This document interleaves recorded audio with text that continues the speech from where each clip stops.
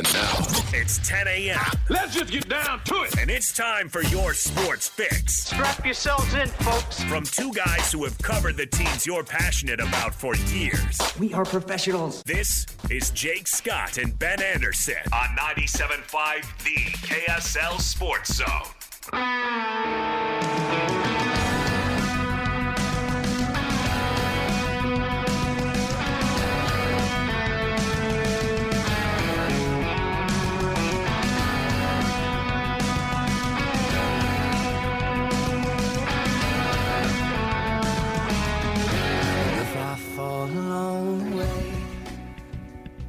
Jake and Ben, 97.5, the KSL Sports Zone. Jake Scott, Ben Anderson. We were talking about, it'd be interesting to have a name that's easily shortened and often shortened, but want to go by the name. If you wanted to go by Benjamin, that would be perfectly acceptable. But how bent out of shape could you get when people called you Ben? I call a lot of people by their full name. I don't know why. I've just kind of naturally picked that up. So if you're an Andy, I'll call you Andrew. You know, there are some things like that. Like, I do find it ridiculous if your name is Ian and you demand to be called Ian. I guess you could, I'll call you whatever you want, but you certainly can't get bent out of shape when somebody says, oh, hi, Ian. Correct. It's what the name is 99.9% of the time. We were explaining another thing. So my daughter goes by Sadie, but her real name is Persian name. Uh-huh. And we were telling her, like, you're just going to have to explain it to your teachers on the first day for the rest of your life. Yeah. Like, that's going to be a thing. Get used to it. Like, and then my wife explained, like, you just can't get upset about it. You just have to. Like, teachers on the first day wouldn't even attempt my wife's name. And she would just raise her hand and be like, yeah, that's me. Yeah. Don't worry about it. Like, you could either spend your life getting upset about that sort of thing or not. It's probably not worth the hassle. Not worth it. Yeah. Actually, it's Ian. But you know what? If you slip up and call me Ian, I'm cool with it. I get it. Yeah.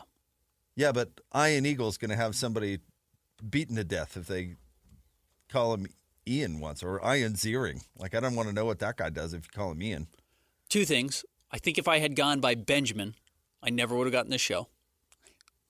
No one's hiring a Benjamin to do radio. It's too much of a word salad. It's just a loser name. Like, just too many syllables. Probably would have gotten the show sooner and been more successful if I went by Benny. But I don't. And I don't want people to call me Benny. Benny sounds young. Or like a big party guy. Oh, You know what I mean? Like, yeah. It's Benny. Benny and Jake on the. You'd have to put my name first, though. Jake and Ben works well. Yeah, Benny and Jake works better. Christian, you get bothered if somebody calls you Chris? No, not really. Growing up, I kind of did because I have a cousin named Chris. Oh, like okay. just Chris. Is he like a felon or something you don't want to be associated with? You know, was he the mischievous kid? And you're like, no. Chris is the other guy. Pretty much. Okay. Yeah, but now I don't really care. I'm Christian. That's Chris. But we have this conversation right now because we're having Michael Carcone from the Utah Hockey Club on.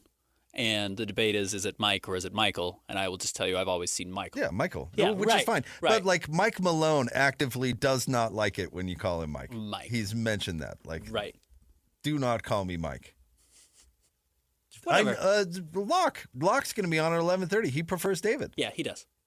But I've never seen – I've seen him call Dave a couple of times, and I don't think he gets bent out of shape about it. No.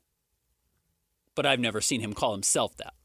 Oh, no. He prefers David for sure. Well, DJ. Sure. David James. Dave James doesn't roll off the tongue. Yeah, Dave James does not work. No, David James. That is a bro who's meant to be on TV. Correct. David James does not like Deej. He does not like Deej. He does not like Deej. In fact, if longtime listeners of DJ and PK will know that if PK pulls out Deej, that's intentionally getting to get under David's skin. We got a lot of interesting quirks with names.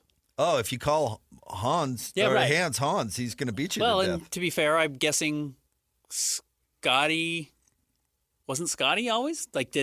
Maybe he was. Did his parents call him Scotty growing up, or was he Scott? I've always known him as Scotty. So have I. Yeah. But again, it's Benny. Benny's a better radio name than Ben, and much better than Benjamin. Oh, Scotty G is Great radio. like the greatest radio name ever. But so Jeremiah Jensen is JJ. It's what I call him. Our boss, Nate Dowdle, calls him Jer. No one calls him Jerry. I might start. I didn't even think of that until now. Jerry Jensen. That's a great name. That is a handle. Jerry Jensen. Jerry Jensen. So there's just a lot of quirks with names. I mean, Yeah, no, PK, I get it. Patrick. No, and honestly, I'll try to get names correctly. I'll call people whatever they want. That makes no difference to me. But you've also got to have a little patience with others if mistakes are made. What's in a name? And trust me, I've appealed for that patience so many times. Bill Shakespeare. A rose by any other name. It's just a word. Yeah, Bill. Just yeah, right. It's not really, Bill writes sitcoms. Yeah, right. Bill Shakespeare does not quite have the. That guy writes romance novels. Yeah, he doesn't have the canon. Yeah. The greatest canon in English language history. Correct. But William, there's something there. He's got it. I get the people that drop the E when they want to be taken seriously as an adult. Yeah. I can understand Yep. that. See, you know what the E is to me? So John. And I, with all due respect to Scott Gerard, who I've never seen do this like myself, it's like wearing shorts to work. Oh, I'm wearing shorts currently. Correct, yeah. You know who wears shorts to work? Guy's named Johnny. Yeah. Guy's named Davey. Billy. Lot of shorts at work. Okay. Yeah. I can see your connective tissue there. It's a little more relaxed. But you know what? If Scotty G wasn't radio legend and Scotty G was faceless accountant, I bet it's Scott Gerard. Oh, it's Scott, middle initial Gerard. Right. Yeah. So. And he's not wearing shorts to work. Because Scotty G just is just radio gold. Correct. You can't move away from that. It's like Locke's Locked On branding. Correct. Like your last name's Locke. Well, that's a natural to so many segment titles. Fits right in. Absolutely, it is. Locked On is a sports thing. It is. It's a brand. I guess locked in. Anywho, no, good for David. Use that name. Ben Anderson and Jake Scott is so nondescript. It's tough to really carve out branding. I mean, those are four extraordinarily common names. Colton tweets in. Correct. There's other quirks here we don't need to dive into. Colton Chenoweth on Twitter says, with someone with a weird last name, you get used to hearing it called wrong all the time. Yeah. I bet you, was it Kristen Chenoweth? Is she the famous actress / stage performer / singer? I bet you having a famous person with your last name has helped people identify it. Yeah, but not always. I mean, help sounds like it's a positive thing. Like, ask voice of the Baltimore Ravens, Jerry Sandusky, if he's excited that people know how to pronounce his name. Right. I liked it more beforehand. Beforehand, when everybody was screwing it up, yeah, it was way better. Yeah. Now, it's not so great. But yeah, it's impossible to pronounce Ben Anderson, so you didn't have to worry about that. Easy life for me. All right. Well, good times, Ben. Where do you want to start? You want to start starting with the Jazz? You want to go? Well, the Jazz schedule comes out today. Oh, that's nice. 1 p.m. Jazz schedule will come out. Are there games worth circling this year on the schedule? Because, I write up an article every year. The schedule comes out, and when does it start? When does it end? When's the All-Star break? What's their longest road trip? How many back-to-backs? Things like that. What are the best games to go to? What are the games worth tracking this year? Well, it all starts with the Hornets. I'm not kidding. I think you're right. Oh, stop. I was going to make It's the Portland Trailblazers. It's the Hornets. It's the Wizards. It's like, how many of those... Those are the games they're going to win? No, how many of those games do you lose? Because the number of those games you lose probably determines your lottery order because, A, like I've been talking about a lot recently, every team wins 20, every team loses 20 for the most part. Some teams only win 16 or 17. But those 40 games throw out the window. Everyone wins 20, everyone loses 20. What do you do in those other 42 games really determines what your lottery standings are. It's like, well, if you go 6-10 against the Portland Trail Blazers, the Wizards, the Hornets, the Bulls, the Toronto Raptors, the Pistons, some of these teams that are expected to be bad, you're going to have the 6th pick. If you go 16-6, all of a sudden you're up to 32 wins. And then you're not in that conversation anymore. I get what you're saying. I do look at it maybe a little bit differently because the NBA, you can win or lose any game if you really want to when you're in this situation. I think if we're talking about being bad, and that's the convo, where they sit now, where they've got Lowry, 2 or 3 veterans that obviously aren't very valuable on the trade market, and a bunch of young players, I think it would really behoove the Jazz if they played all of their hard games at the beginning of the season. Okay. If it's easy at the beginning, they're going to win too many games again. And if it's hard at the beginning, then it's easier to flush the season when there's no hope. Remember they had a really tough start to the schedule last year. Well, it was 2 years ago when they had no business going 10-3, and then they went 10-3. That was absolutely true. We didn't know what to expect from that roster. Last year's schedule looked extremely difficult to start the year, and it was. They started out very bad. They were a bad team to start the year. They caught fire in mid-December to early February, and they won all these games, and that kind of derailed the ability to get a top pick. Now, last year, getting a top pick probably was not as critical as the year before or this year would be with Victor Wembanyama on one end and Cooper Flagg this year.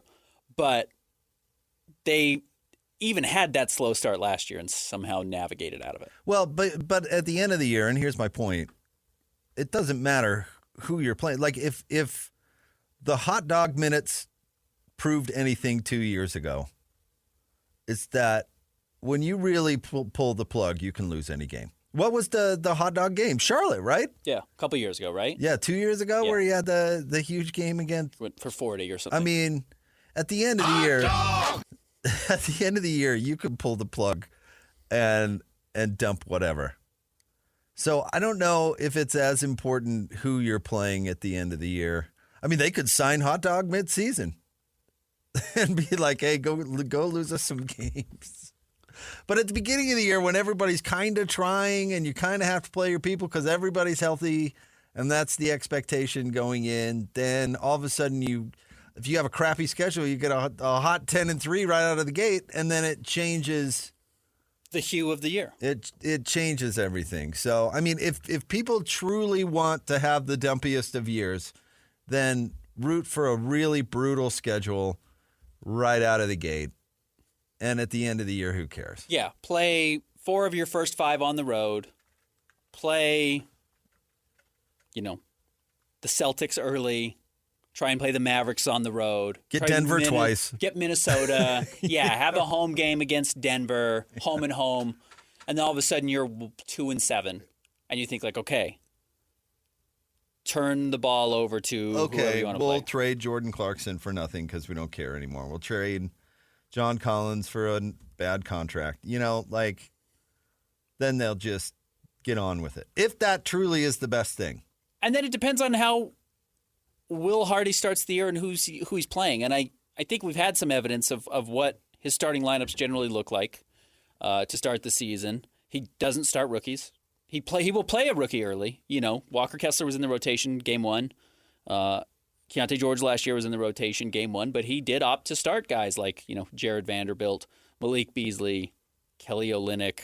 Last year, Talen Horton-Tucker, who's not necessarily a veteran, but was playing in front of Keontae George, though I think Keontae George had just as much to offer. He chose to go with the more veteran player, which a couple of days ago I released just a quasi-depth chart like I talked about to just give you a visual of who was playing, and a bunch of Jazz fans were mad that I had Svi Mikhailiuk starting at small forward. It's like, I think there's a pretty realistic chance that happens. Throwing Cody Williams, let's say they are playing the Minnesota Timberwolves to open the season, you're putting Cody Williams out there to get burned day one, or maybe he's playing against his brother, Oklahoma City Thunder, game one. Like, you're going to make him get torched day one and have that be the tone setter for him? No soft landing at all for any of these guys? I don't think that's how Will Hardy's going to operate. Now, Will Hardy, he might have an interesting challenge because for the tankers out there, a big reason that the Jazz did not have the worst record in the league last year was that Will Hardy wadded up a bad game plan and threw it into the garbage. He did. And created a new game plan that was significantly better. He needs to be committed to the bad game plan. Oh, okay, I like that idea. Like, fight his better instinct to be like, we could have a better chance in this game if I would design a better game plan. But you know what? I'm not going to do it. Because the Jazz were, at one point to start the season, 2-7. They get absolutely smothered by the Indiana Pacers, 134-118 on the road, and the game wasn't even that close. And then, he kind of adjusts some things. Remember, he has the freak out in Portland or against Portland of like, if you don't pass, you're not going to play. Yep. And then they started winning games. Yeah, because he was doing the job. He was coaching the team. Yeah. He needs to not do that. He needs to take a nap in his office. Kick his feet up. Yeah. Send his staff on vacation. Because that really, him coming up with a new game plan and a different rotation and getting Colin Sexton to adjust his game, won him 15 games last year, 10 games? How many? No, quite literally, yeah. But just between December 13th and whatever it was, February 2nd, February 6th is when they start to go on a long losing streak, which was the last game of the regular or before the trade deadline. Yeah, they win a lot of games. They have a really successful stretch there, and it's because he convinced Colin Sexton to be a really good player. He somehow taped together what should have been and ultimately was the worst defense in the league to a somewhat functional defense. Like, they were creaming teams on the boards. Do you remember that? Olynyk was gouging eyeballs and sliding under bigs and putting Steven Adams out of the game. Oh, that was 2 years ago, I guess. But yeah, he came up with a way better game plan, and they started winning way more games. They went 19-10 between December 13th and February 6th. If he didn't scrap the initial game plan that wasn't going to work, he totally changed John Collins' game. Yep, he did. Oh, he benched Walker Kessler, essentially. He just relegated him to a bench. All these moves that really were good coaching moves. Like, he had a good coaching season last year. The worst thing he can do is be a good coach. Yeah. I'll tell him. He needs to go out there and dog it. I'll tell him that. Listen, I don't know if Danny and Justin will tell you this. Just take it easy. Just relax. You need to do what Steve Kerr did that one year and just let the team coach themselves one game. Just figure it out, guys. I'm not bringing the clipboard.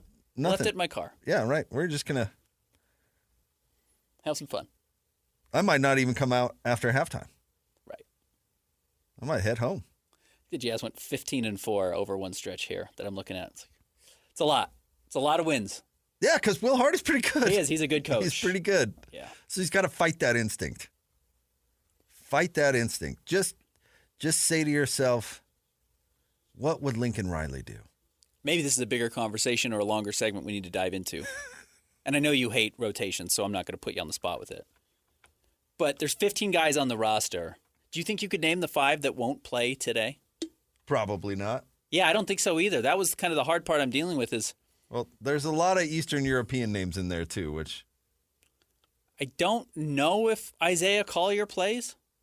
Probably not day one. That's probably my safest bet. I don't think so. He shouldn't. He shouldn't. And maybe Drew Eubanks doesn't play. But also, again, Will Hardy may go with veterans early on. Just say, everyone's got to earn their spot. Drew Eubanks plays really hard. I remember him in San Antonio. We were friends. Now, I'm not giving him the job because we're friends. I'm giving him a job because he plays hard. You can see that stuff. Maybe Johnny Juzang plays. Maybe Svi Mikhailiuk doesn't play at all. Or maybe Svi starts and Johnny Juzang doesn't see the floor and is in the G League all year. I think a lot of those questions are hard. I think a lot of Jazz fans are expecting Cody Williams to step out and play 20 minutes a night from the opening tip, and I don't think that's going to happen either. Now, if Will Hardy was really doing his job, he would say everybody gets 8 minutes. Or whatever the math works out to. 240. Like all 15 players play. Divided by 15. Equally It's a new take on how to coach. It's very Little League. It's very junior jazzy. Everyone plays at least a full quarter. Everyone gets 16 minutes. You get a quarter plus 4.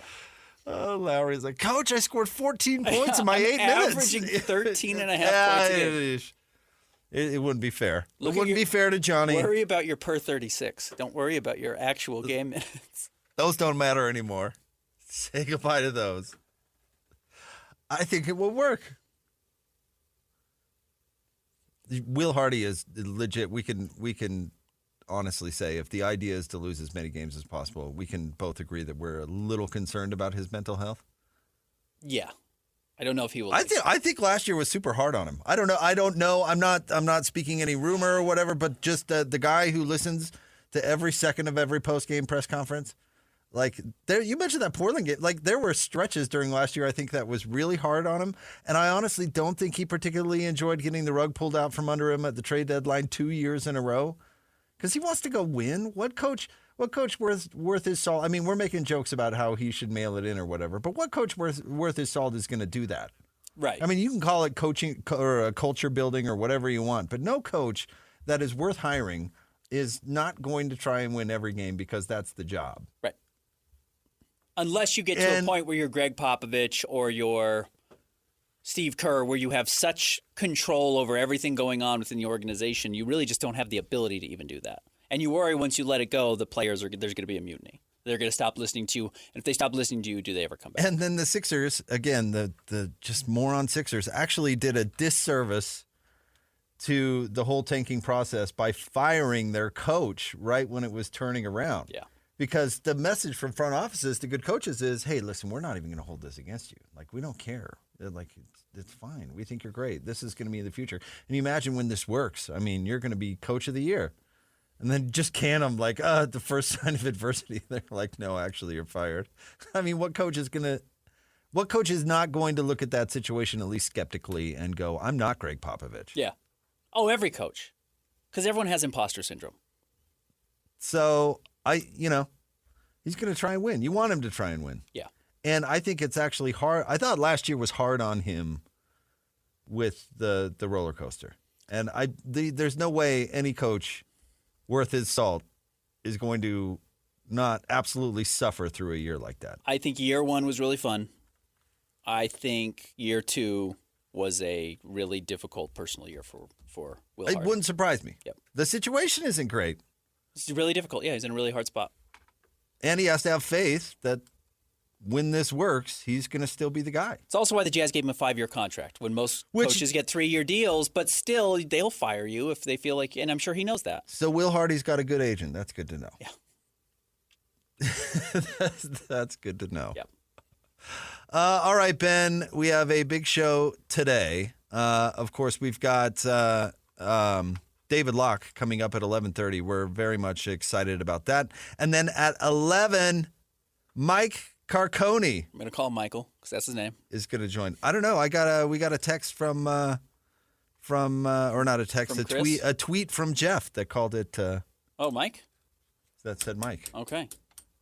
So I don't know. I'm going to ask. I will ask him. I'm going to ask him. We're gonna hammer it out though. That's gonna happen. Stay tuned. Jake and Ben. More next. 97.5 the KSL Sports Zone. It's time to break down the biggest stories of the day. This is the top 3 stories of the day on KSLSports.com. 97.5 the KSL Sports Zone.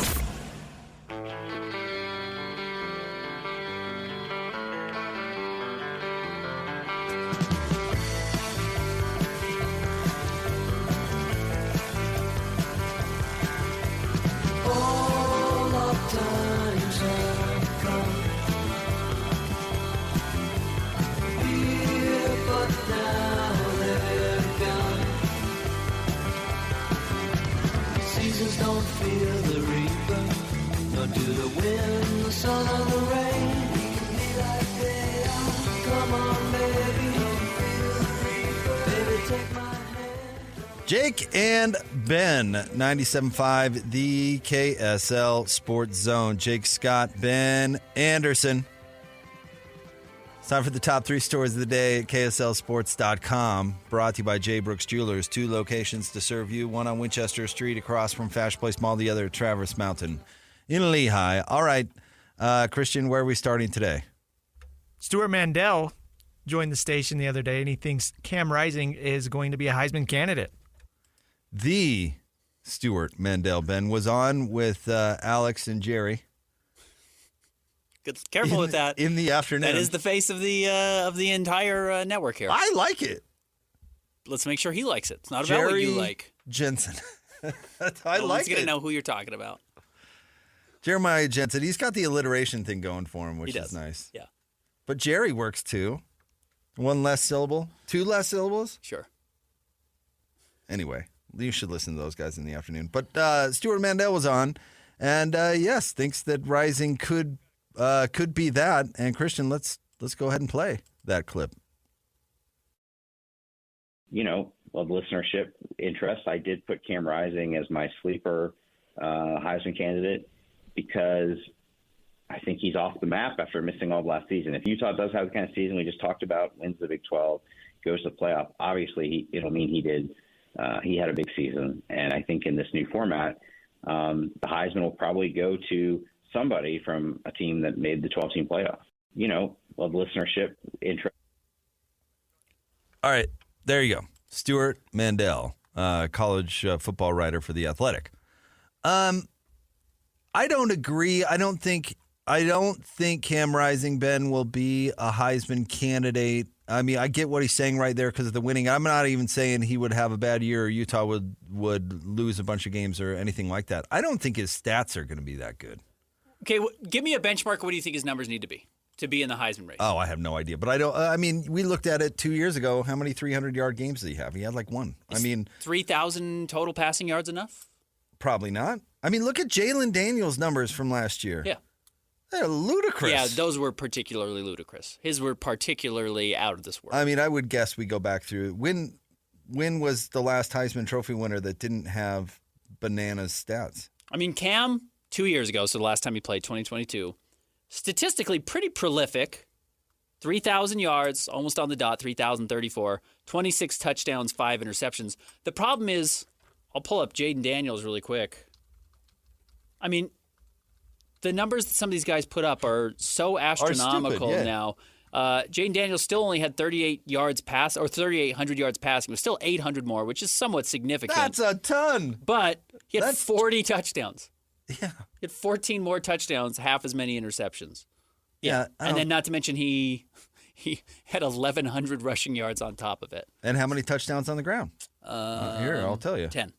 So he accounted for 50 touchdowns and 4 turnovers. Yeah, I don't think Cam Rising's going to do that. I agree. That's not his game, and that's certainly not Utah's offense. No, it's not what Utah needs from him. So They would take it, but it's not what they're going to ask him to do. And even Mandel there said like a sleeper, and it's not his top candidate, so I get that. And if the wins are there, Utah will try and talk it into existence. But I just don't think, Alex Smith didn't win the Heisman, and they went undefeated, and he had bananas stats. I think best case scenario for Utah, like if I were a Utah fan, I would trade a Cam Rising Heisman candidacy season, not Heisman winning. If he wins Heisman, yeah, take that. Heisman candidacy season for a 1,200-yard back. Just like, find a running back who's good every night. That's what you really want. Find a running back who every Saturday is going to go out there and give you 100 yards. You're going to be in really good shape. In fact, the offense is probably in better shape if that's the case. Right. Give me a 1,000-yard wide receiver at Utah. It never happens. Not since Drizzy Drez. Yeah. And that was like 15 years ago Right. now. Give me that guy. Yeah. Yeah. Dorian Singer, go out there, catch 90 balls, have 1,100 yards. Right. It's a lot, but Yeah. But I just don't think his stats are going to be there. no, I agree with you. So, The number that matters for me with Cam Rising, games played. Can you play 10 games? yeah. If you play 10, Utah's going to win the Big 12. I bet you'd have to go back to, who was that? McElroy, was that his name? The Alabama quarterback that won the Heisman just as like a Lifetime Achievement Award? That was probably the last. Yeah. Did he even win Heisman? I think he did. I'd have to go back and look at it. But that's the only one I can really think of. I mean, can you think of players? I mean, you have to have the stats. Yeah. And there's guys like Dylan Gabriel, Quinn Ewers, Milroe at Alabama, who are going to be so prolific this year, passing the ball. It's just going to be basically impossible for Cam to compete. And look, if Cam's top 5 in total passing yards in the Big 12, you're fine. Do you remember when Tyler Huntley senior season and they tried to do a late push at the end, like Tyler Huntley, and Tyler had a fine senior season, but I can't remember how many touchdowns he had, but he was like 20 back of the leader in the country, you know? He definitely had his best season, and there was, this push of like, why isn't Tyler getting more love? And it's like, well, that. 20 touchdowns. Yeah, it's that's why. And hey, maybe that's not fair. I'd listen to that argument too, that it shouldn't be all about stats. I actually kind of agree with that sentiment. It shouldn't be about stats. But the bozos who vote on that sort of thing aren't watching anything, so they just look on reference college football, whatever, stats.com. They go, oh, this guy had a good year. Because all those old Heisman Trophy winners that get a vote on this thing, let me tell you, they ain't watching anything. Way more likely a 5-win Shedeur Sanders is a true Heisman candidate than a 10-win Cam Rising. Yeah, because his stats will be. And people are watching him every week. Right. All right, what's next? Number 2, we finally have an idea of when we can get some Utah Hockey Club jerseys. Yeah, this has been an issue, actually, for fans. There's been some limited opportunities to buy gear, and even the gear has been a little hit or miss. There's been some hats, there's been some shirts, but we haven't actually gotten to buy the jersey sweaters yet. A good article yesterday from Cole Bagley says they are coming in September. Do you think, let me ask you this, because I'm kind of, a couple things pop into my mind with this story. Do you think that this is the result of moving a franchise overnight and stuff just takes time? Or do you think they're doing this on purpose? Probably a little bit of both. I'm curious how they try and push this gear. Do they try and label it as limited edition because it is going to change so quickly and that they are going to name the team potentially in season, even though they won't have the full redesign that will probably come out next summer, I assume? Yeah. But you might have a nickname finalized in season? But I think I bring that up. The only reason I bring that up, normally I would just say, well, they moved the franchise overnight, so stuff takes time. But the way that they rolled out the Jazz Stanley thing, where you roll out just a few, you make it a thing, a status thing. I mean, Ben, well, you were obviously at the game the night that they did that. There were people like knifing each other in the street to get a hold of those silly Stanley thing. 25-minute line. I've never seen anything like it. Yeah. And I can't remember what it cost, but I'm sure it wasn't cheap. Yeah, it's like $85 or something crazy. Yeah. So now I just wonder, like, okay, well, we trickle this stuff out and make it a commodity, you know what I mean? And then it plays into what you were talking about, though, with the limited edition thing. That's like the whole point. It's already going to be limited edition, so I would hope they would just flood the market, have it in every... I don't think that's the business model anymore. Lids, have every... What are the stores now? But see, this is why you're not a business genius. Correct. No, I'm not a genius of any kind. No, but that's my point, is that, like, that just seems obvious, but that's not what made those Stanley Cups such a thing. And let me tell you, the buzz in this town over a stupid cup had to be immeasurable. The amount of what? I mean, if you could quantify buzz in the community and media attention and all that sort of thing over a silly cup, specifically because they only made like 2 of them. But the Jazz have also tried to do this with some limited edition gear with specific designers, and I haven't actually heard numbers on it, but I've never heard anyone talk about it organically. I've written about it. I'm at the games. I see them pitching it. I've never seen anyone really talk about like, oh, yeah, I've got to get that exclusive gear. So I don't know if that's working, but maybe because this is so novel, the Utah hockey gear will be more prized. See, she has a Stanley Cup in there. Is that a Jazz one? No. See, exclusivity, Ben. They're difficult to get. They are. Yeah. Hard to get your hands on. All right. Stay tuned. We'll have We're going to get to number 3? Or do you oh, not yeah, want to we do have number one 3? more. Yeah, I got distracted. Sorry. Next.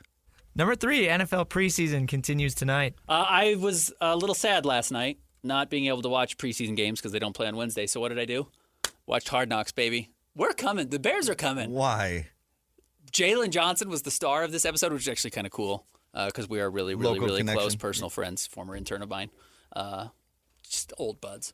But it was funny to see him take the national stage. You I go to guess. dinner every time he's in town, right? Yeah, he's never in town. Eagles at Patriots tonight. Caleb Williams is the real deal. I'm telling you, this guy is he's going to do it. He's going to put it on the NFL this year.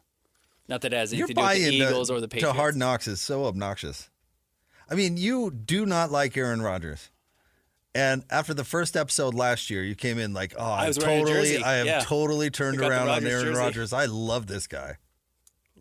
Love this guy. Make him my vice president. That was your opinion. Keenan Allen.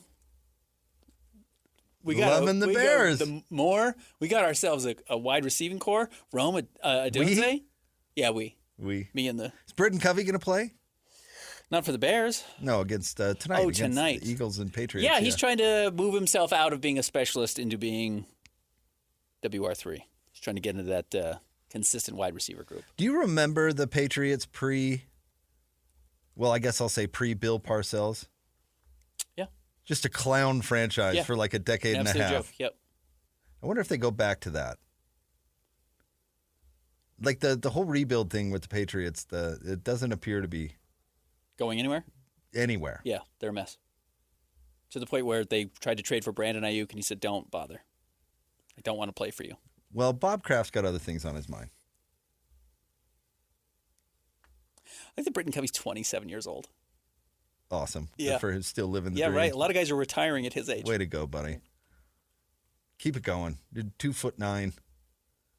We'll see if he plays tonight. There's a good opportunity for him. My favorite story maybe ever was him getting hassled in the parking lot on the way into his first game. Listen, Tiny. I play for the team. Okay. I'm sure you do. I bet you one day Yeah. they brought you in, put their arm around you, took a photo, had you sign a piece of paper. The that looked honorary like member of the team. Yeah, I got it. yeah, we're all You- a part you of still- the Eagles. You still have to park out there. I'm sorry. Not coming in here. Sure, you have a great story. So we'll see. We'll see how many reps he gets at wide receiver tonight. All right, stay tuned. More Jacob Ben next. 97.5 the KSL Sports Zone. The sports you love, the teams you can't live without. Get a sense of urgency! This is Jake Scott and Ben Anderson on 97.5 the KSL Sports Zone.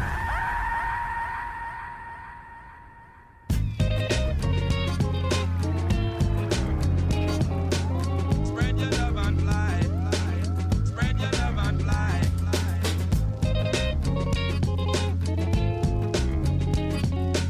Spread your love and fly, fly. Spread your love and fly, fly. All around. Jake and Ben, 97.5 the KSL Sports Zone. This segment brought to you by Peach Doors and Windows. Amazing home transformations begin with Peach, where 5-star reviews are the norm. Call them today for your free in-home estimate, 801-566-1255. Also want to remind you to nominate the youth sports volunteer you know for the Hercules Hero of the Week. Submit your nomination at kslsports.com/contest and listen every Thursday afternoon to JJ and Alex for the winner. Help us celebrate the efforts of those volunteers making an impact with the Hercules Hero of the Week, sponsored by Hercules Credit Union. Ben, we have an action-packed 11 o'clock hour coming up. Coming up right around the corner, top of the hour, we're going to talk to Michael Carcone, left wing for the Utah Hockey Club. He's going to jump on with us, and we are very excited about this interview. Well, we got to figure out if it's Mike or Michael. First things first, because I've heard both. And that's going to be some of the best insight I'm able to provide. But I'm really curious to hear, as a hockey player, he's one of the three that have fully moved in. He's here. He was at the groundbreaking the other day. Where he's at. How's this feeling? What's it like to be up here? What are the rest of the guys like? Curious about some of the minutia of how the team works, relationship-wise. I'm excited to talk to him. From, if you, the biz, right, the people you talk to are in sports media, almost to a T, they all say that hockey is the most fun to cover, but the players are the most engaging. Correct. Lowest egos. On the whole, they're the most engaging and willing to, be interesting. So I'm excited about that. As we know, covering NBA teams, sometimes it's really difficult to get players to engage, even more so now than it's really ever been, because there's this big wall in between the media and the players, quite literally sometimes. And it's much more difficult to, find those interesting things that make these athletes great stories. There is even a weird thing that happens with sports, specifically athletes, and I think it's natural, is that there is a difference between being 6'7" and 240 pounds and 5'10" and 195 pounds or 280 pounds, whatever you are. There's just like a barrier. Honestly, it's almost difficult to talk to somebody who's that tall because they're so tall. Like, it's actually difficult. Christian, how tall are you? 5'8". 5'8". What do you weigh? 160. That's personal. That's personal, but yeah. Yeah, jeez. Okay, Michael Carcone's 5'9", 170. Like, he is your size. Right. There's a relatability to that makes people approachable that is hard when Rudy Gobert's 7'2", when Victor Wembanyama's 7'5", when Larry Markkanen's 7 feet. I was getting sound from Utah practice the other day from Damian Alford, their transfer wide receiver. He's 6'6", yeah. And I was standing right next to him, and I was like, okay, this is a little weird. There is a weird dynamic that is at play there a little bit. And I will tell you, there are tall media members, guys like Tim McMahon, who that's an advantage for them. Tim McMahon for ESPN does the Windy podcast. He covers the Jazz still for ESPN. Like, there is a thing there about him being a similar height that helps him. He's talking to Rudy's nipples, not Rudy's belly button. Yeah. Or he's eye to eye with, all the guards, or he's a little bit taller than them. And there's just a weird dynamic there. It kind of exists. And I think some of that is lost with hockey players. Though it is a little bit ironic, and maybe we'll ask Carcone about this, is that he was at the groundbreaking with Nick Bukestad and Lawson Krause, who are the two tallest players on the team. They threw him out there with these two huge forwards. So we'll see how he handles that. So very excited. That is coming up right around the corner. We're going to talk to Michael Carcone. He's going to be up on the show. And then David Locke will join us at 11:30. We'll ask David about the Patty Mills signing and maybe get David's final thoughts on the Olympics. Yeah, I asked you a question. If he could tell me the 5 players today who aren't going to play on opening night, can you tell me who it is? I'll ask Locke that. All right, stay tuned. We'll have Michael Carcone coming up next, 97.5, the KSL Sports Zone. Who's got it better than us? Your home for the best sports coverage in Utah. You're listening to Jake Scott and Ben Anderson on 97.5, the KSL Sports Zone.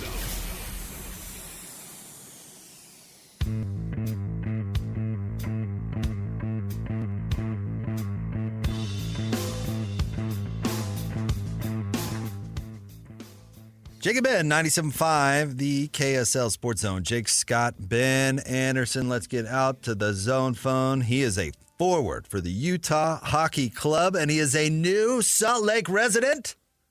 Michael Carcone on with us on Jake and Ben. Michael, thank you very much. How are you? I'm good. How are you? We're doing well. All right, I've got to get my first question out of the way. We've heard you referred to as Michael, and then we've also gotten Mike in a few texts. Which do you prefer? You can call me Mike. We'll go with Mike. All right, I like it.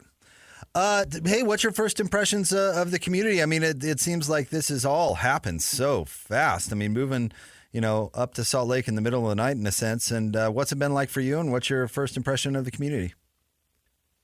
Yeah, we've been here about 2 weeks, and, so far it's been great. We're in South Jordan, so, we've really recognized, how tight the community is, and it doesn't matter if you're up at 7 a.m. or 9 p.m. There's kids running around. Everyone's walking around, being active and doing stuff. So, we've enjoyed it so far. And I do think that's one thing that is different in hockey than it is in a lot of sports, is it does seem like there's a lot of family men on the team, including a lot of newborns. Where are you? How big's your family? Yeah, I think we had 7 babies born at the end of last year or something like that. But for my family, I have myself, my wife, and 2 boys. Eli's 5 and Lennon's 3. Yeah, I've got 7 and 3 at the moment. I'm right there. I'm riding the wave, Mike. You're just riding that wave. I get you. Tell us a little bit about this squad. We're all diving in and learning names and roles, and some of us even really trying to learn the sport. Tell us about you, your teammates, and what we can expect to see on the ice. Yeah, I think, I've been in a few different NHL locker rooms just throughout my career and playing in the minors and whatnot and doing NHL camps. And I think the thing over the last few years that sticks out to me is it's a really tight group, which you don't get in every room. I think, I've said the reason why I've signed the last couple of years is because of the locker rooms, both in the NHL and the American Hockey League. So I think that's a big staple. We're a really close group, and we'll fight for each other. So and I'm sure you'll see that on the ice.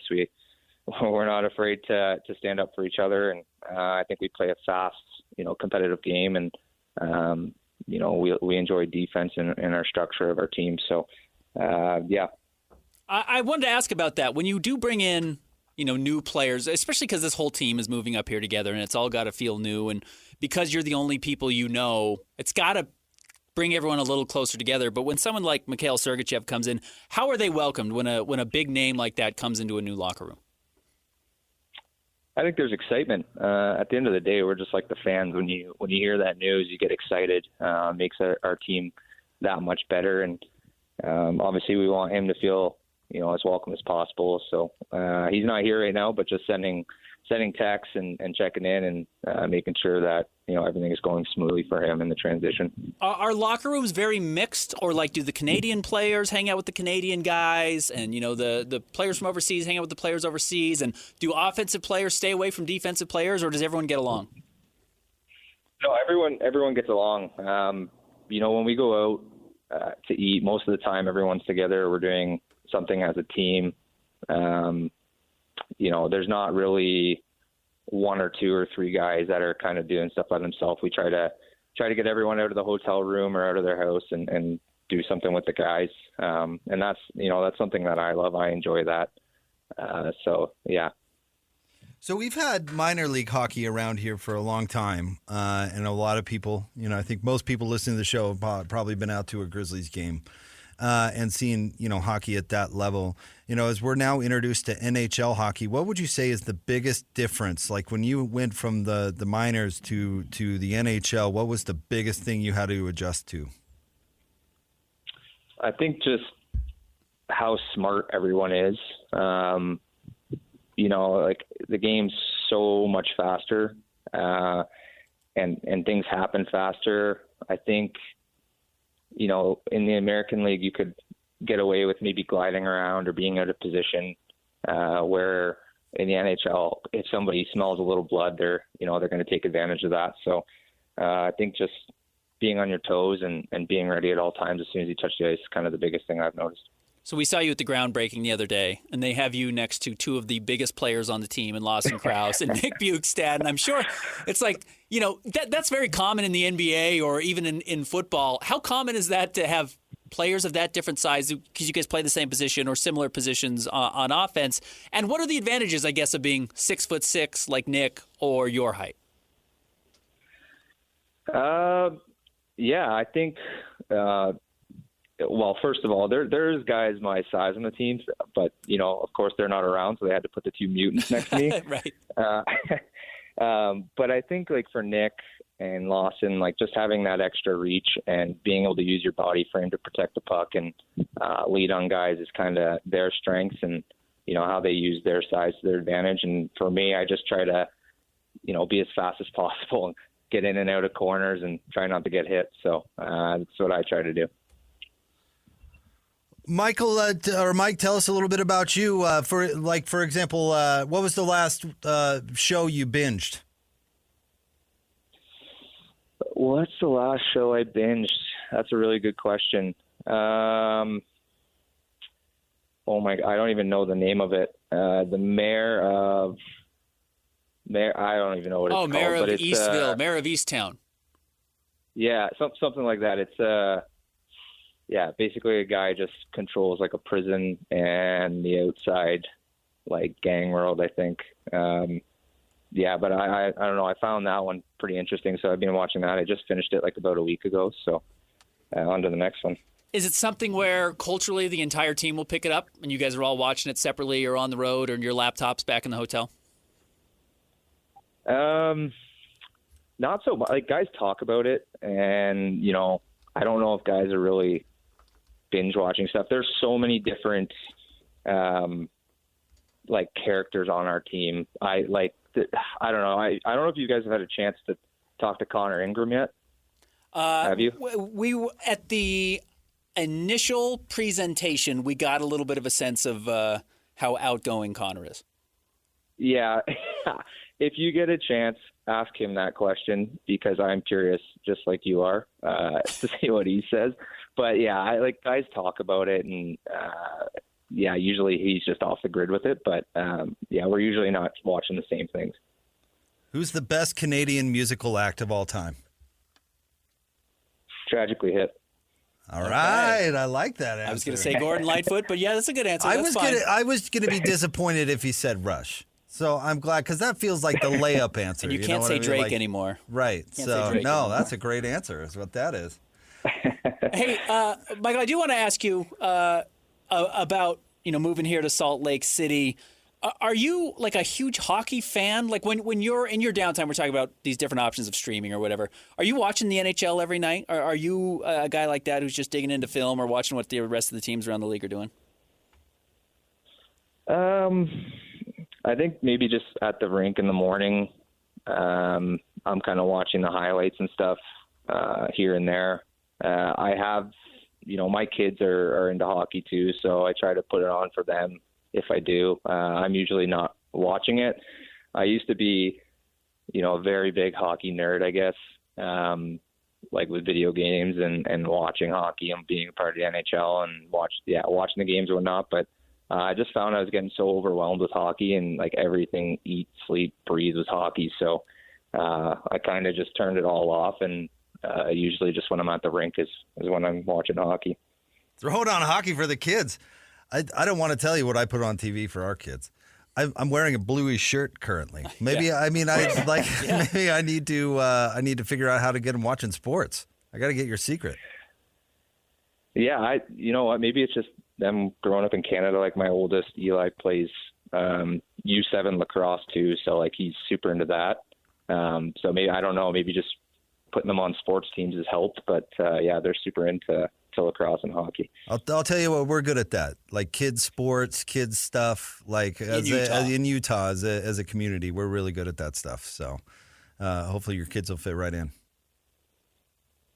Yeah, we've noticed that, honestly. Like I said, we've been here for just about 2 weeks, and the sense of community and seeing the sports. Like we passed a banner at the school, like there's fall lacrosse sign up and stuff like that. We're like, oh my gosh, we just finished a lacrosse season with him. So we're like, do we put him in again? Like he loves it. So awesome. We can tell. We can tell.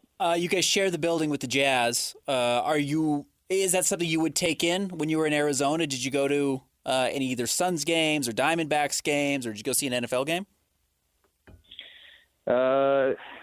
It was quite hard with our schedule, but we got out to a Diamondbacks playoff game last year, which was pretty cool. Just trying to support them like they were supporting us and coming out to games, and never got out to a Suns game, which was kind of disappointing. I'll have to get out to a Jazz game though. Well, listen, Mike, thank you very much for coming on the show with us and talking a little hockey, but also talking about yourself. A lot of people here are excited to jump on board with the team, so we appreciate you jumping on with us. And welcome to the state. Yeah, thanks. Thanks for having me on, guys. Hey, thank you. There you go. That's Mike Carcone, forward for the Utah Hockey Club. That was awesome. Mayor of Kingstown.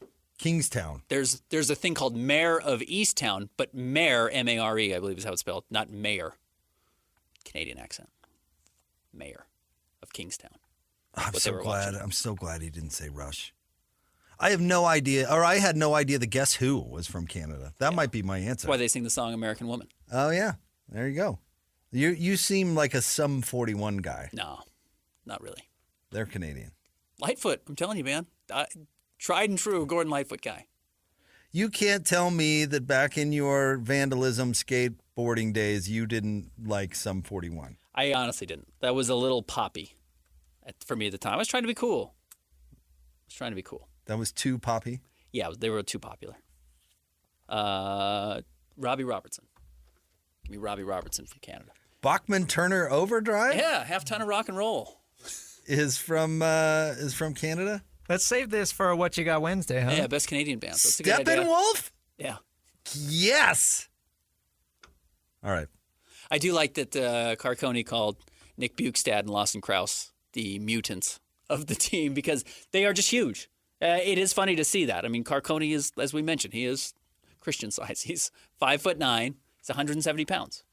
But he's got to be out there and be quick and fly around and get to the creases and find ways to have success there. And Bukestad and Krause just want to bulldoze you and have that ability a little bit. And that's a little bit like what they did with the first-round draft picks. Cole Bowden is big, bulky, forward, and Tisha Ginla's not very big. But he's super fast and super quick, and I think you're going to learn those dynamics. And I'm excited to see how that works. Logan Cooley is not very big. Clayton Keller is really not very big, and he's the best player on the team. I thought his answer about the difference between minor league and NHL, what people are going to notice. I've heard that, and he said how smart everybody is because of how fast the game is at that level. I've heard that the speed is really what stands out. Like the speed of the players when you get to the NHL is just remarkable. There was a disconnect because I went to the NHL draft. I took my kids to it and got to watch the not at the down Sphere? in Vegas. Here at the Delta Center, I went and took my kids and went down on the ice and took a photo with them.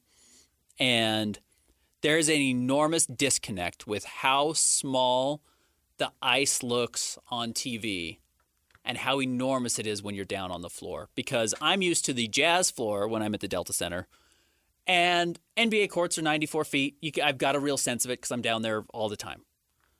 Hockey is significantly larger than the basketball court.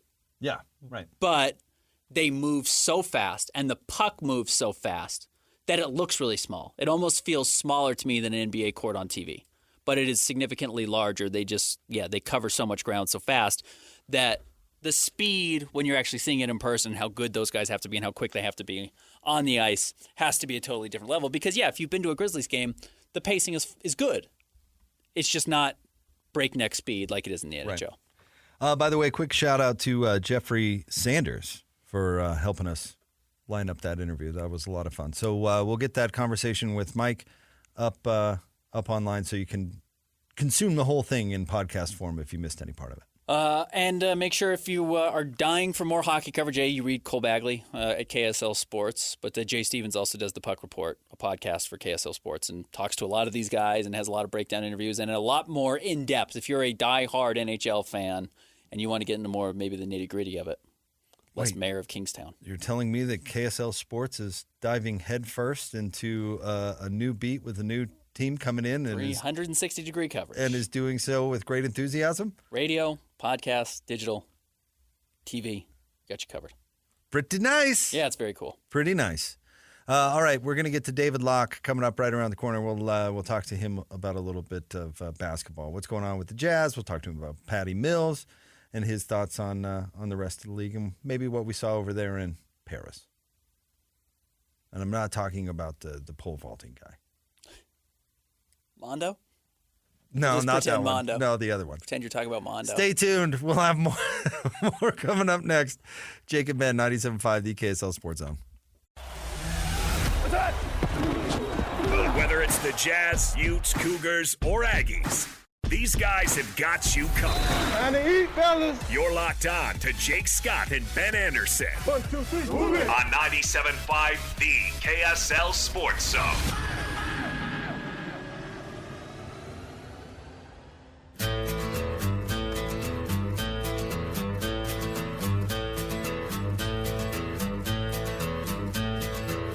You wired me awake and hit me with a hand of broken nails. You tied my lead and pulled my chain to watch my blood begin to boil. But I'm gonna break. Jake and Ben, 97.5, the KSL Sports Zone. Jake Scott, Ben Anderson. Thank you for making us a part of your day. We're going to talk to David Locke coming up here in a few minutes. Man, I gotta look into this story a little bit more, Ben. I might have to get rid of Disney Plus. Okay. My family relies on Disney Plus. You talking about the widow? Or Yeah, this guy lost his wife because of she had a peanut allergy, and they were at one of the resorts or whatever, and she passed away because she ate food she wasn't supposed to eat, and they told the staff and all this stuff and whatever. But they can't sue Disney. Well, this is Disney's argument that they can't sue because in the terms of service for Disney Plus, there's a clause in there that says you can't sue Disney for any reason.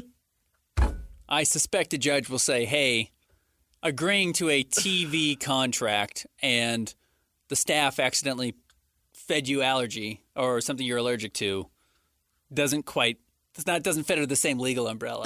You know what? This is the terms of service are the most unfair scam in history. Because they're 1,000 pages long? And they can put anything in there. Anything in there. You can't sue Disney for anything ever. Ever. Come on. Not possible. So honestly, if you were injured at one of their parks because of some sort of negligence, we're not out to slander anybody, but are you saying you couldn't sue them because you like watching Bluey with your kids? Right, yeah, right.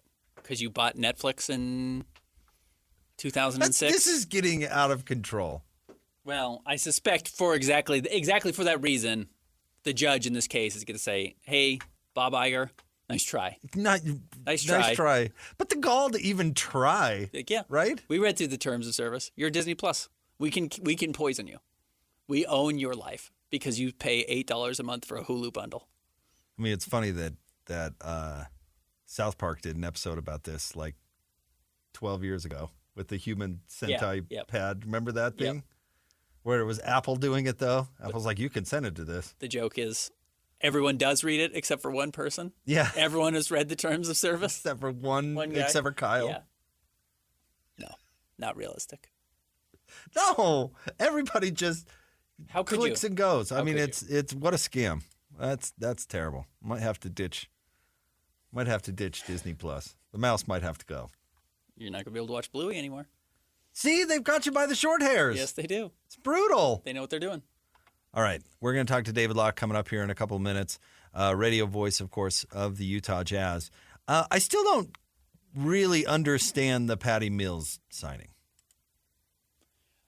I'm going to ask Will Hardy about this and whoever's in charge. I wonder how much easier it is to develop your young players when the system works the way it's supposed to. Like, I think we can look at what Keontae George did last year and see that he shot 39% from the floor and 33% from three, which, like, both in the 30s and your threes in the low 30s is like kind of a red flag. It's a pretty big bad sign. That's what Taylor Horton-Tucker shot. Now, Taylor Horton-Tucker's in his fourth year, and, like, come on. You're not in the NBA at that point. If your fourth year, you're shooting that poorly, you're not an NBA player. So Keontae's got to get better than that. There's also this issue of, like, the Jazz needed Keontae George to take so many off-the-dribble threes just to make the offense operate the way an NBA offense has to today. I wonder if you have to put actual floor spacers around him to give him room to actually develop as a human, to develop as a basketball player. Because if you're forcing him to do things to support what the rest of the offense does, he's not actually getting a chance to develop like a real player, the way he needs to be able to make mistakes and have these issues. You're just saying, like, the offense doesn't work at all if he isn't taking 5 above-the-break threes off the dribble every night.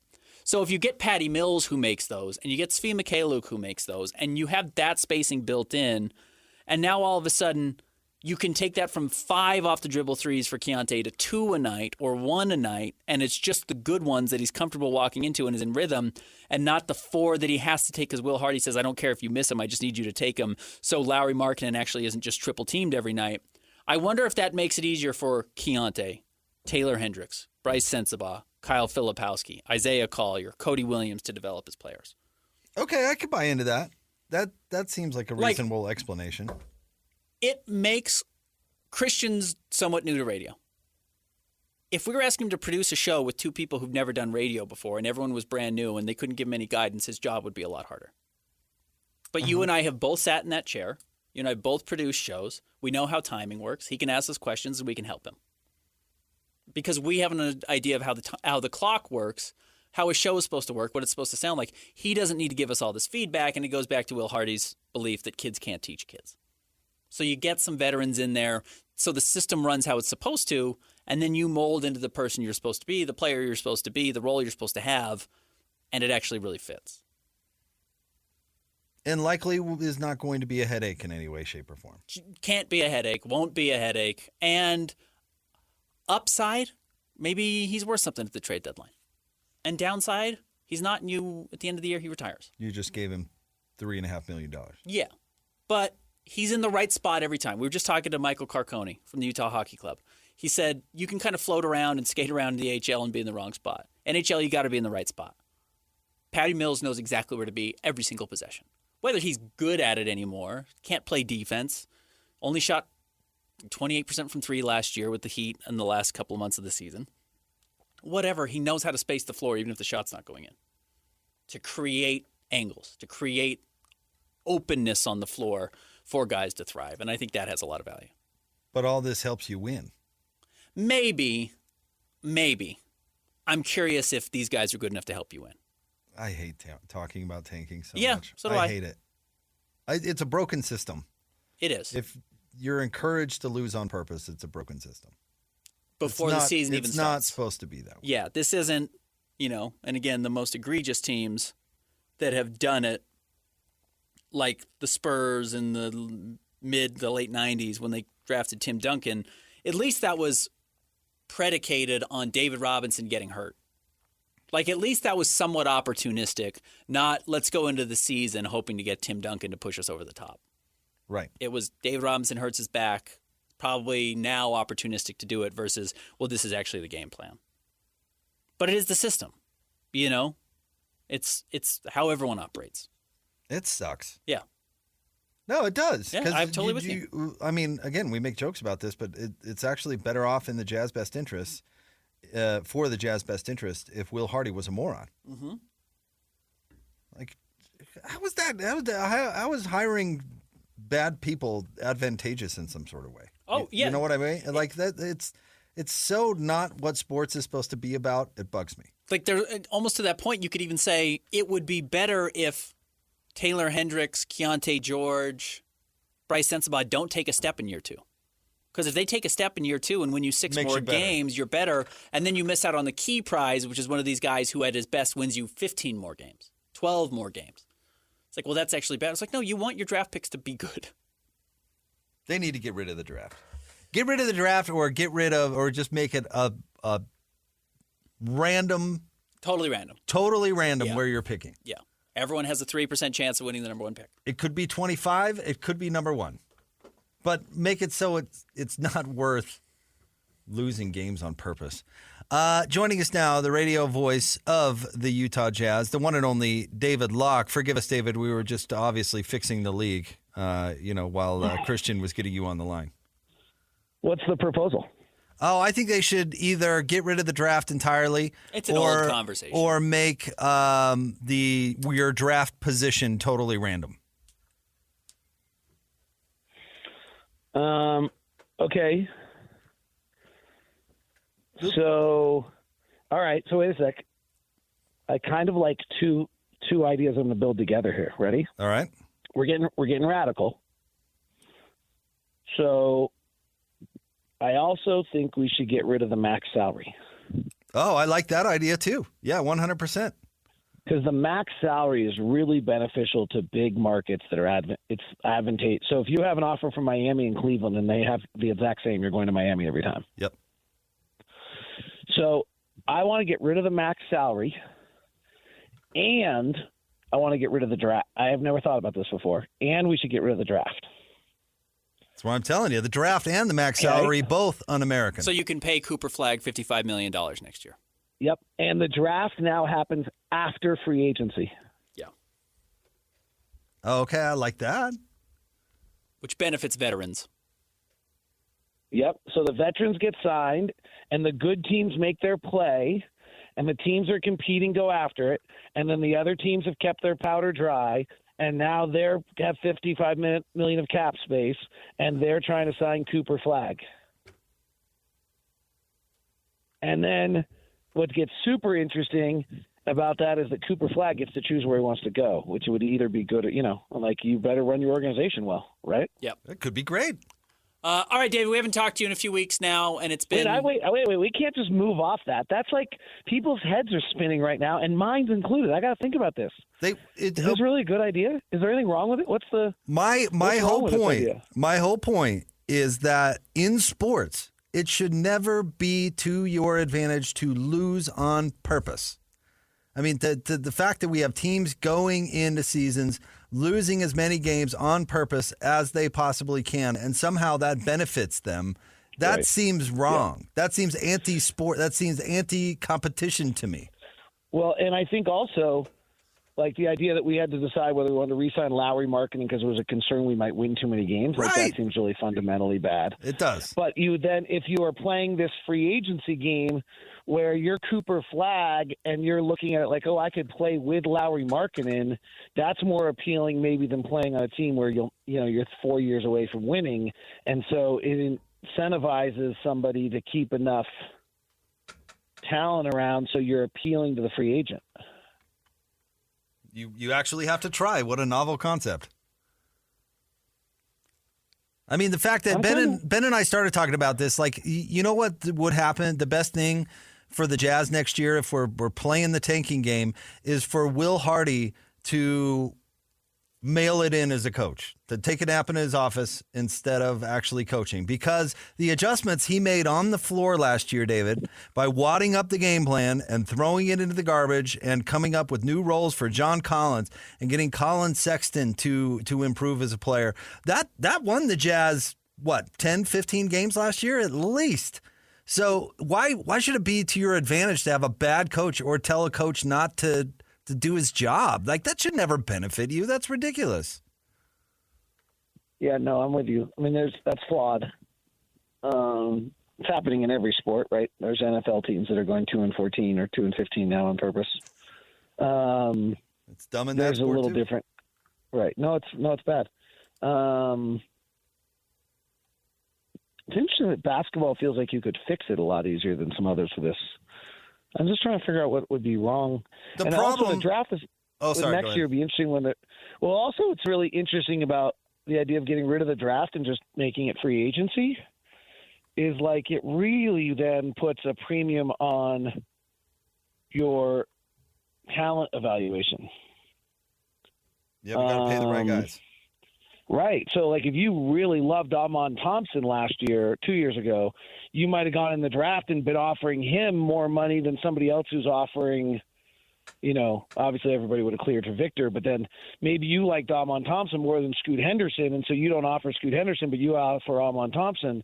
Like, I think that gets really interesting. You also get a bunch of players that would be picked 12th starting to make about $1.2 million a year because they're not going to help you win it all.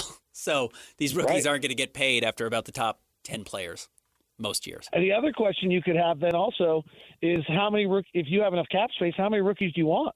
Yeah. Right? If there's no draft picks, you could suddenly put 4 or 5 rookies on your team. The Knicks could have the whole Villanova team right out of college. They wouldn't even have to do this whole charade. Exactly. But, right, I mean, in the sense that, like, okay, if you're the Jazz and you have $45 million of cap space and you decide you're going to use it on 4 of the draft picks this year instead of somewhere else, and then whereas, like, a team like the Mavericks right now, and say they're over the cap, probably, unless they have something that fits a very specific need, probably decide, actually, we don't want to spend. We'd rather spend $2 million on a veteran minimum player like Markelle Fultz, who's not getting signed by anybody, who understands how to play, than a rookie that's not going to help us win Game 5 of the second round of the playoffs. All right. I want to ask you a question I asked Jake earlier. Now that the Jazz have 15 players on the roster, we don't know if it's going to be the opening night roster, but it's pretty close. Will Hardy plays 10 guys. There's 15 guys under contract. Do you know the 5 who aren't going to play? Could you guess them? Filipowski. You don't think Filipowski plays early? No. Patty Mills. Drew Eubanks.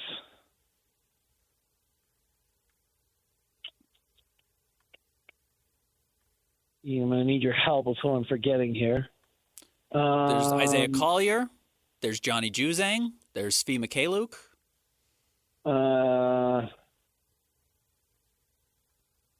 There's Bryce Sensabaugh. Sensabaugh doesn't play. That only leaves one more guy to not play. And Johnny Juzang doesn't play. Do you think Isaiah Collier's in the rotation? We might play 9, but he would be the 10th. Yeah. I think he played well enough in the summer league that unless he bombs in camp, you're giving him 12 to 14 minutes a night early on to see what he can do. Here's the thing, and this is maybe where I'm wrong on Sensabaugh too, and then Mihailovic doesn't play. We have to – you can call it tanking. You can call it whatever you want. On April, whatever our final game of the year is, which we'll find out in an hour and 20 minutes, super excited, we need to know how good Bryce Sensabaugh is. We need to know how good Isaiah Collier is. We need to know how good Cody Williams is. We need to know how good Keontae George is. And we need to know how good Taylor Hendricks is. And we probably need to know a little bit about Kyle Filipowski, but maybe not as much. We really have got to know. Like, there's really nothing else. Because we've got 3 first-round picks the next year. And the decision on those 3 first-round picks and how you use them, even though 2 of them are probably not going to be very good, has to be based a little bit on what you already have in the cupboard. And we've got to know what we have in the cupboard. We've got to know at the end of this year. Now, and frankly, we got to know we have Walker Kessler, too. I'm going to add him to the list because we don't know. Now, how you play John Collins and how you play Colin Sexton and how you play Jordan Clarkson while you're doing that, I don't know. But there's no question that you can call whatever you want, but Will Hardy and the front office have to be in concert. And I know no free minutes, but we've got to know. And if no free minutes means they're not good enough to play and they get no minutes, then we know the answer. So Bryce Sensabaugh, whose summer league was not what I anticipated from him, and is frankly his first stint as an NBA player is not what I anticipated from him either. If he comes into practice, isn't very good, and can't play, then we know. So maybe it doesn't have to be done on the court. Maybe it can be done in practice in the gym, and then Mihailovic's playing instead of Sensabaugh. Well, we know. Then our question's being answered for us. If Sensabaugh can't beat out Mihailovic in practice and training camp, then we know. But we've got to know by April, whatever it is. Has anything, David, anything about the Jazz offseason surprised you?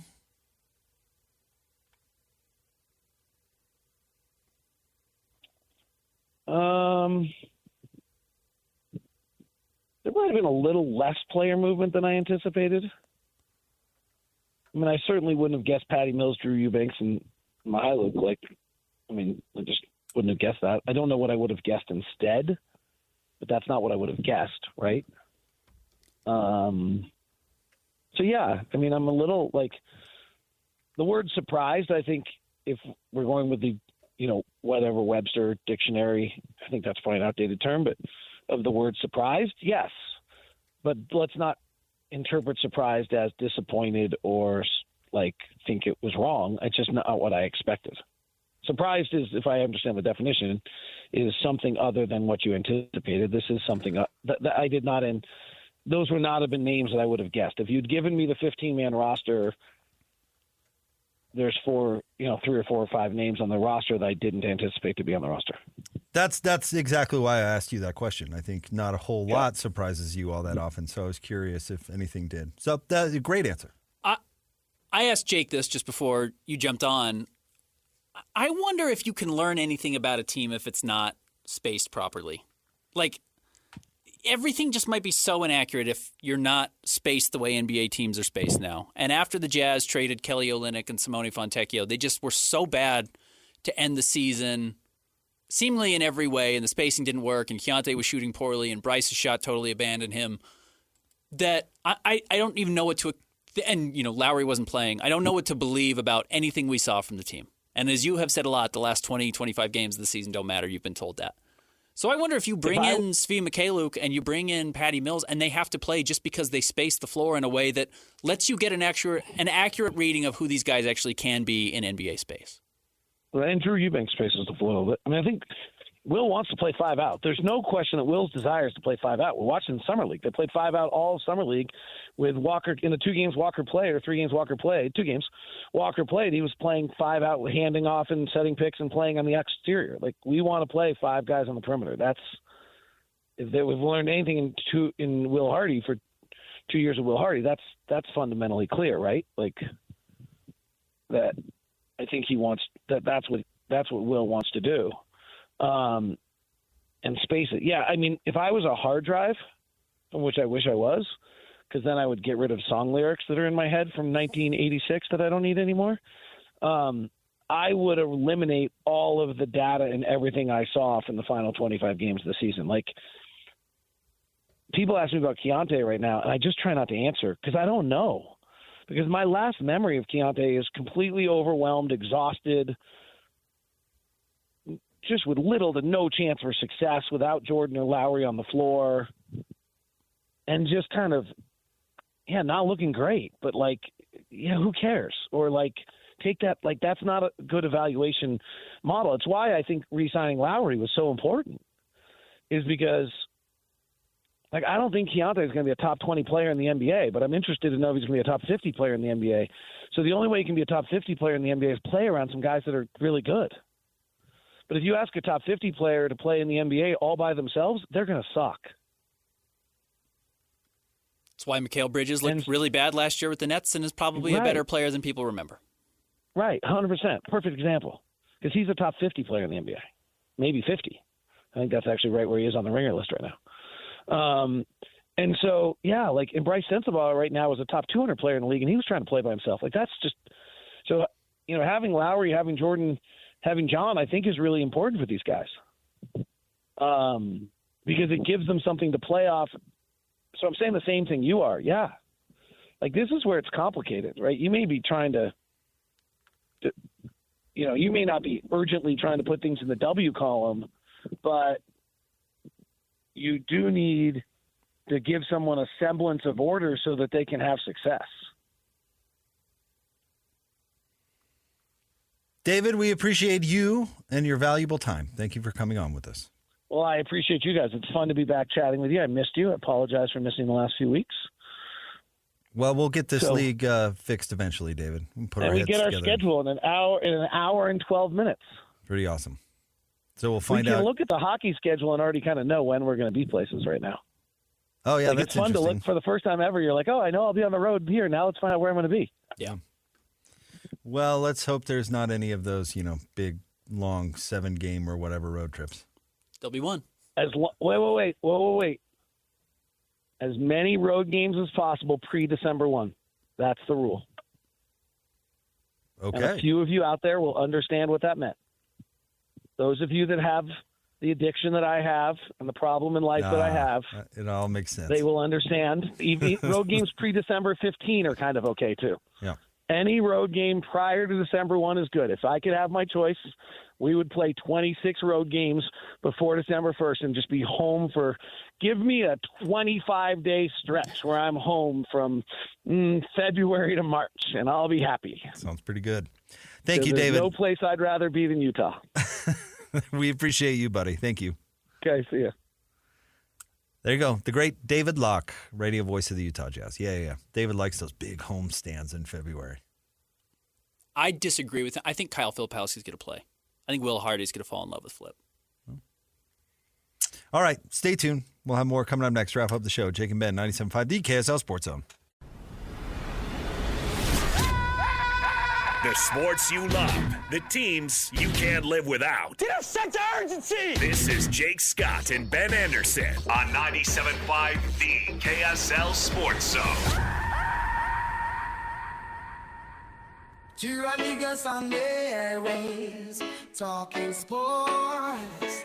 They got it made Jake's and not so. Loves his tie-dye, Ben's got style with his scarves. Oh my. Jake and Ben, 97.5, the KSL Sports Zone. That's bad news. Andrew Marchand on Twitter reporting that Sam Ponder and RG3, Robert Griffin III, will be laid off by ESPN. Budget moves. Oh, I'm even more mad at the Mouse now. The end of their fiscal year. I thought RG3 was really good. He's A+. Yeah, this is the flaw with ESPN is their expensive people have gotten so expensive that now they're losing even their good people. But they're paying, and I like Stephen A. Smith, but when he's making $18 million a year, you've got 4 people who are Yeah, but they've got so many hacky. Like there are so many broadcast teams because ESPN broadcasts so many games now. I mean, really, Right. You could count up. They have to have at least like 20 football broadcast teams at least. Yeah. To do all their games. Yeah, you got to have a ton on Friday, Saturday, and Saturday. They've got so many hacky bozos that are just terrible analysts. Like, thank goodness Mac Brown went back to coaching. No, what? But like, why would you get rid of your good one? You've got to lay off. RG3 is probably 1 of 20, and you pick one of your like 2 or 3 actually good analysts. What's that guy's name? And he's not ESPN, but he's an example. Rob Gilmore, is that guy? He's unlistable. Unlistable. He's Is he unlistable. ESPN or Fox? He is ESPN, right. He is awful. Because he always does the ESPN Plus games, and he's always in Utah. Brutal. Yeah, he is. Like, start with him. Don't start with somebody who's actually good at the job. Yeah, like, RG3 is a really good communicator. I want to watch Nick Saban and RG3 on College Game Day.